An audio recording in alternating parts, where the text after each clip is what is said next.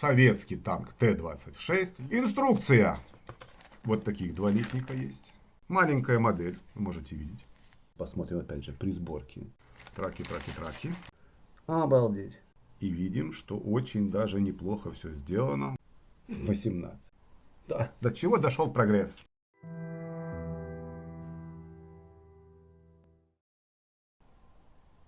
Здравствуйте, граждане стендовые моделисты, начинающие, проверенные профессионалы. Еще.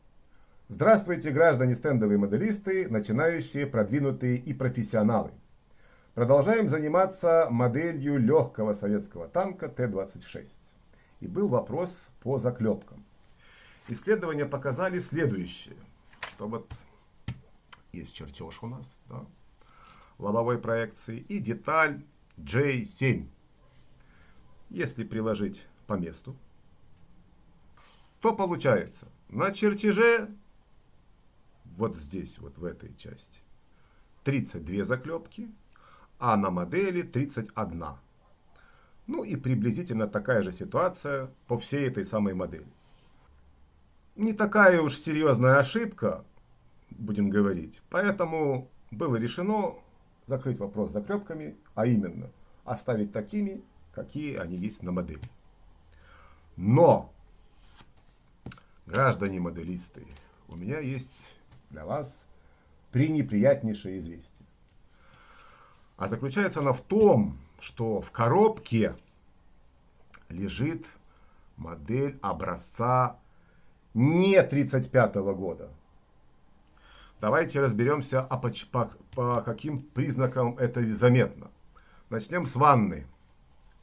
Вот у нас нос танка, да, скажем так. Вот этого соединения быть не должно. Ну, естественно, и с этой стороны, и на днище. Об этом нам говорит чертеж. Вот он перед вами.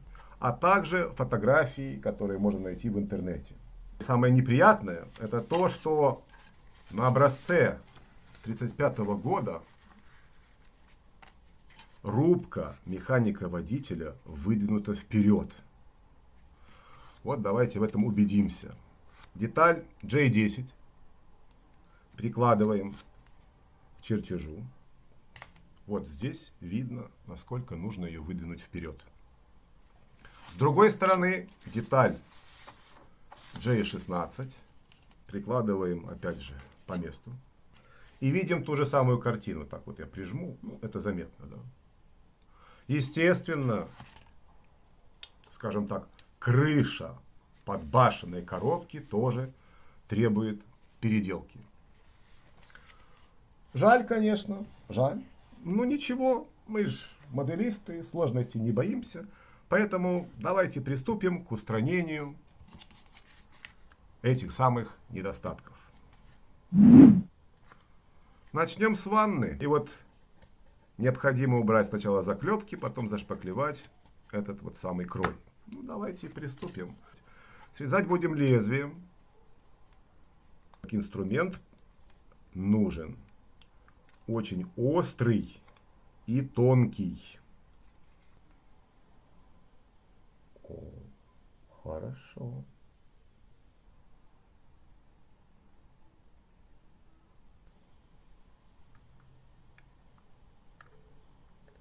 Так, с днищем справились.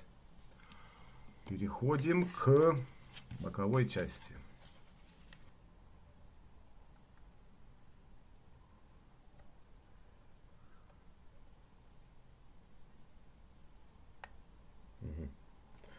С этой стороной справились.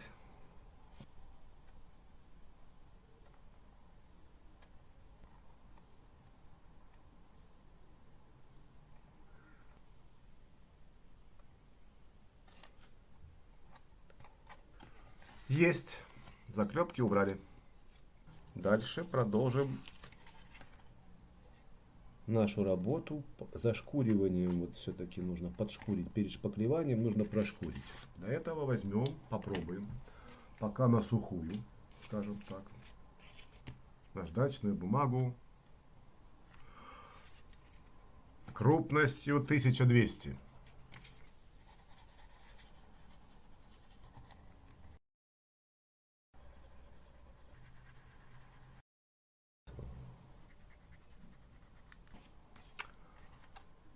Убрали ненужные заклепки.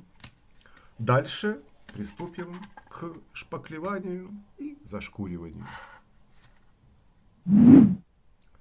Для начала соорудим шпатель.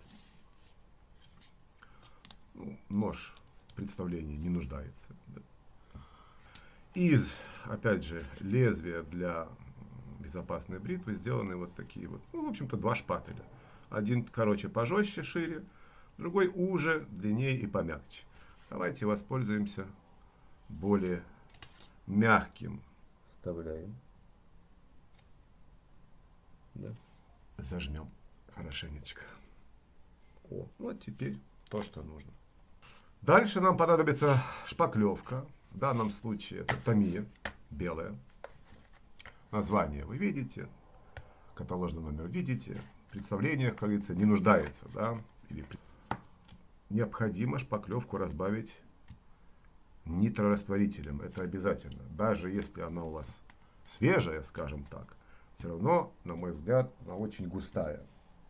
И вот любым нитрорастворителем нужно ее разжижить, если можно так выразиться. Вот есть такой вот блистер от таблеток. Он двойной идет. Вот здесь два блистера, один в другом. Видно сейчас, секундочку. Вот они. Почему? Растворитель при долгой работе может расплавить дно, и это все вытечет. Поэтому двойной для надежности. Лопатка. Ну и давайте попробуем развести, нанести и развести. Немного будем брать. Ну, сказал немного, получилось прилично. Еще раз хочу повториться. Любой нитрорастворитель, какой у вас только есть. Несколько капель.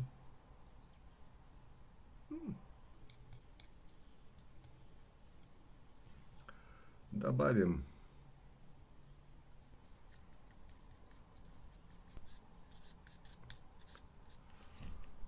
вроде как получилось то, что нам нужно.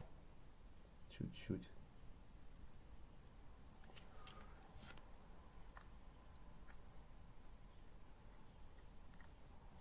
Вот она жидкая, и можно несколько раз проводить по одному и тому же месту. И вот она наполняет этот самый крой. Лучше 2-3 раза зашпаклевать с прошкуриванием, нежели навалить огромное количество этой самой шпаклевки, чем потом вышкуривать это долго и нудно.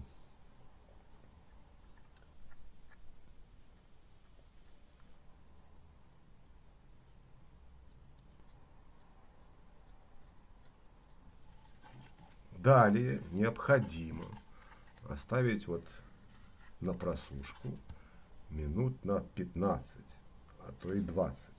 Лично я оставляю на 30 минут. Дальше у нас будет прошкуривание. Для этого нам понадобится создать водно-мыльный раствор. Это сделать очень просто. Вот здесь я заранее добавил 3 капли.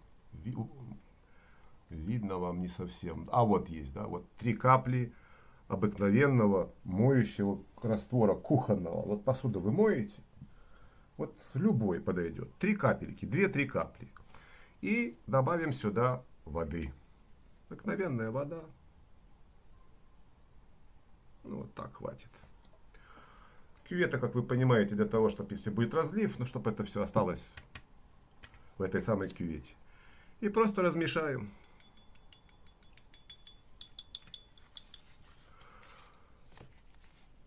Дальше использовать будем наждачную бумагу, как я уже говорил, 1200.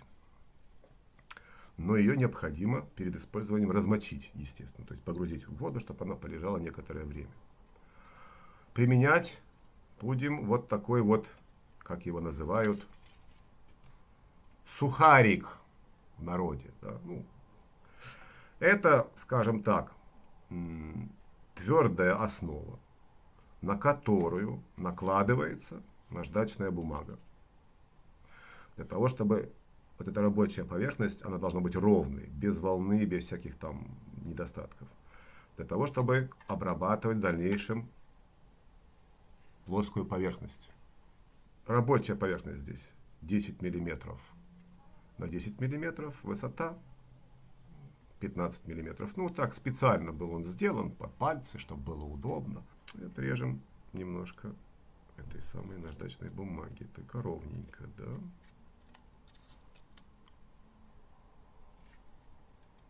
Есть. Хорошо. Отправим в ванну. Пусть себе размокает. Ждем. Уже не полчаса, уже чуть меньше, когда просохнет наша шпаклевка. Прошло полчаса. Шпаклевка хорошо просохла. Наждачная бумага у нас размокла. Вот так накладываем на сухарик наждачную бумагу, прижимаем и натягиваем. Да? Получаем вот такую вот плоскость рабочую. Вот она у нас. Начнем со сложного участка, потому что заклепки, как я уже говорил, которые нужны, мешают. Ну, приложили и вперед.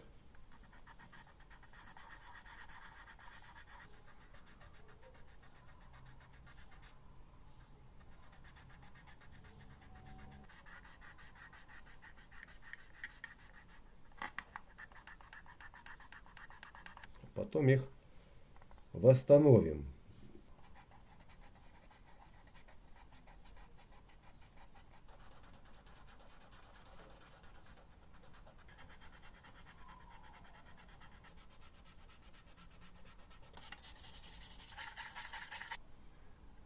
Усадки нигде не обнаружено. Хотя нет, есть. Ладно. Давайте тогда осуществим повторное шпаклевание. Легкая вот такая вот недошпаклеванность кое-где. Хорошая очень продукция от фирмы Tamiya. Это не реклама, а просто констатация факта. До рекламы от фирмы Tamiya мы пока еще не дошли. Но если вы будете ставить много лайков, и если вы будете многие из вас подпишутся, то иди его знай. А вдруг фирма Tamiya скажет: пожалуйста, прорекламируйте нашу фирму. Я знаю. Может такое быть? Может такое быть? Может. Так что, пожалуйста, лайки и подписки.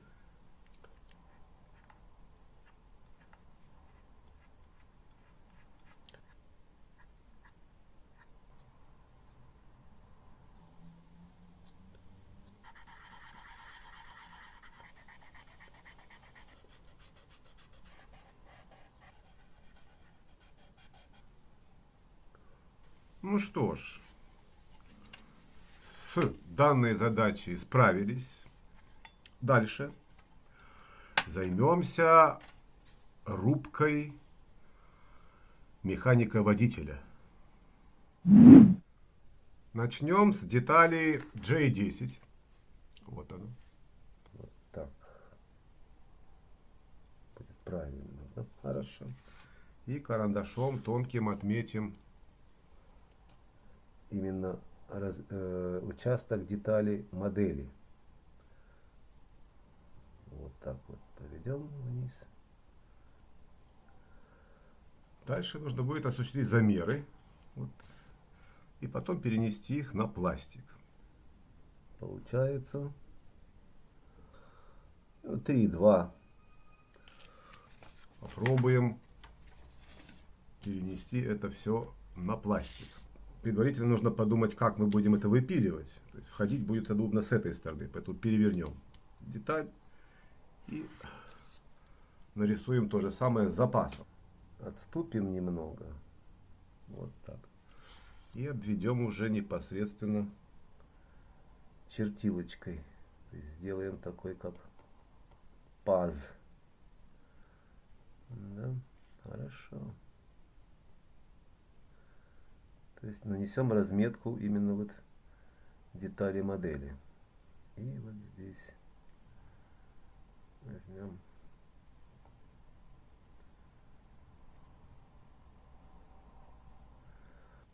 аккуратно так, да.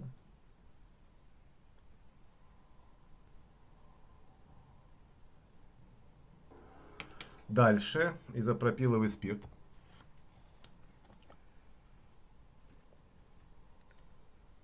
Должна остаться риска такая тонкая. Должна? Должна. Вот она, собственно, и остается. О. Ну вот так это выглядит. То есть, чтобы было хорошо видно в дальнейшем при нанесении нового размера и выпиливании. Так, положим. Сделаем тоже засечку. Да. Вот здесь. Соединим вот здесь.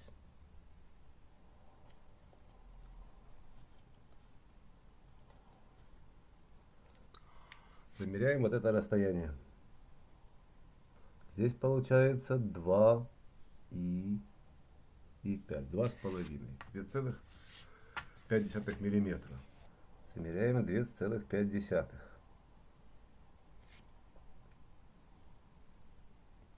Вот отметку ставим.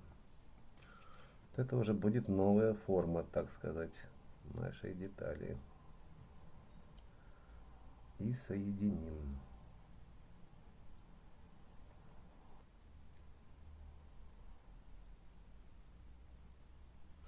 Так, и здесь вот так.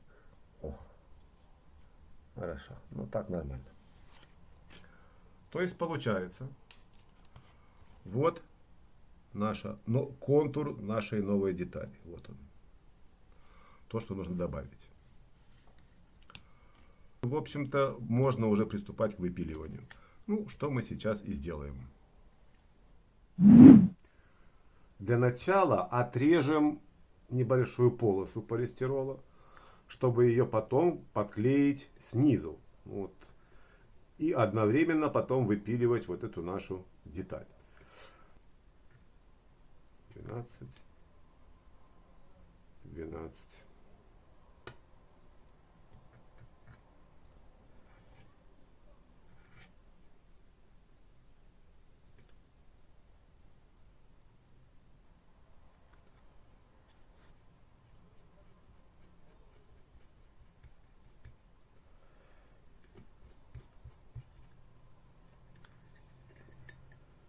Что-то криво получилось. Сейчас давайте еще раз. Что-то криво получилось. А чего так? Что случилось? Где неточность? Найдем сейчас. Ну да, 12. А здесь у нас сколько? Ого, у нас тут 13. Обшибся. Исправим.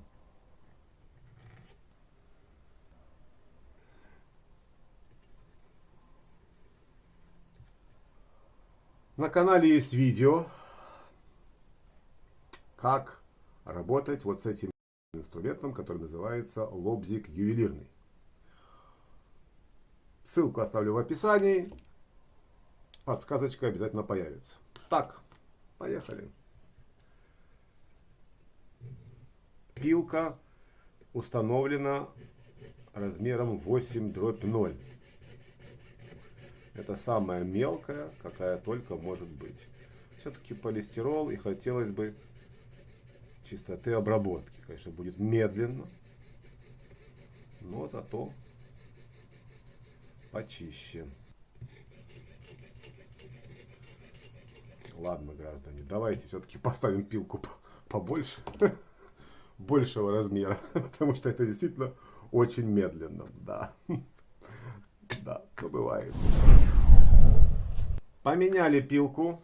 Теперь здесь стоит размер 5/0. Это крупнее.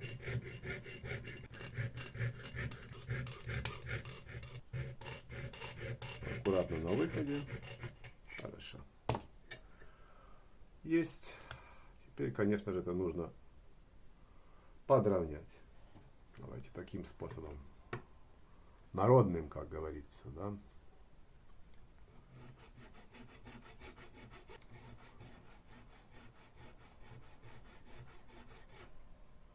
Ну, совсем другое дело. Есть, хорошо. Примерно ляжет она вот здесь, наша вторая пластина. Ну, как говорится, без комментариев. Абсолютно без комментариев. Вот здесь чуть-чуть. Да, и здесь так вот по площади сработаем. И здесь прикладываем.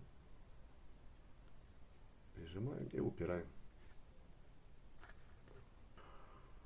Хорошо. Надо подождать, чтобы просохло. Все-таки нагрузка будет. Может оторваться, конечно, отклеиться. Оторваться, вернее, отломаться. Нужно подождать. Ладно. Закроем. И подождем. Проверим. Да, вроде подсохло. Ну что ж, ответственный момент наступает. Давайте попробуем. Запас небольшой оставим. Потом, если что, надфилем доработаем.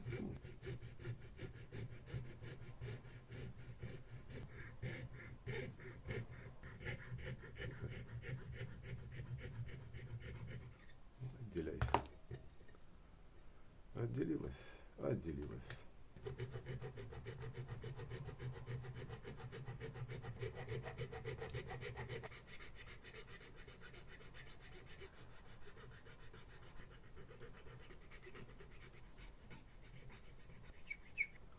Вроде как получилось. Сначала подтянем пилку.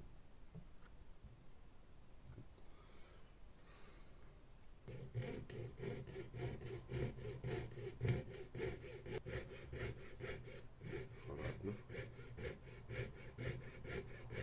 Есть, да?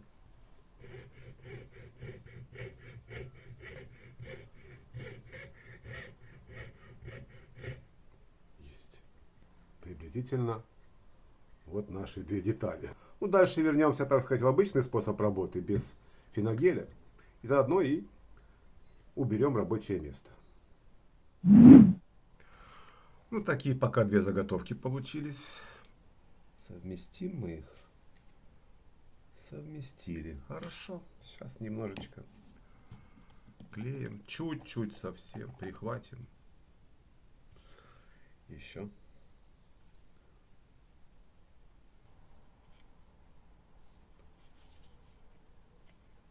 Немножко прихватилось. Так, обрабатываем вот эту часть. Да, полистирол совсем мягкий. Да, он совсем мягкий. Конечно, нехорошо. Попробуем народным способом.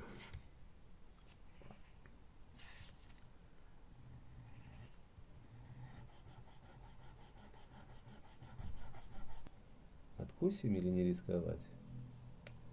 Не, нормально.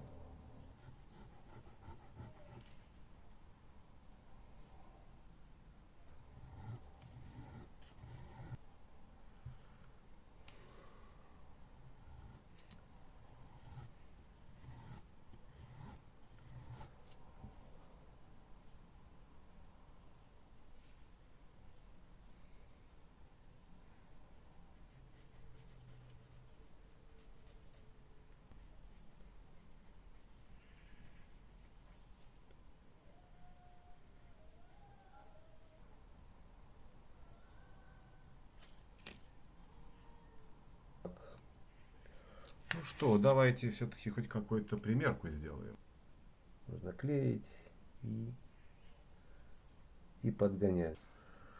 Давайте сюда приложим. О, ну так это неплохо, оно ложится, я вам скажу. Хорошо, ладно. Давайте разъединим, пока оно не засохло намертво, скажем так, при помощи смещения относительно друг друга. Пойдет? О, пошло. Ну, я, слава тебе, Господи. Ого. Ну, тут прям почти что по всей плоскости. О, все. Классический клей мне в данном случае нравится больше, потому что медленнее сохнет. Сейчас как понаклеим. Ой, ё-моё, аж на заклепки. Не, ну это, конечно. Не прикоснешься к ним. Их все равно удалять нужно, кстати, да. Так. Я под лицо. Чтоб не выступало. Эта часть готова. Вот сюда. И вот сюда. Раз. Два. И три. И три, да? Есть, да? Хорошо. Хорошо. Ну да, немножко великовато получилось. Но ничего, доработаем по месту уже. Ну да, тут тоже, конечно, многовато. И, ну, в любом случае, по месту они уже, детали, заготовки, скажем так, поставлены. Ждем, когда хорошо просохнет. Ну и, так сказать, продолжим наши мучения.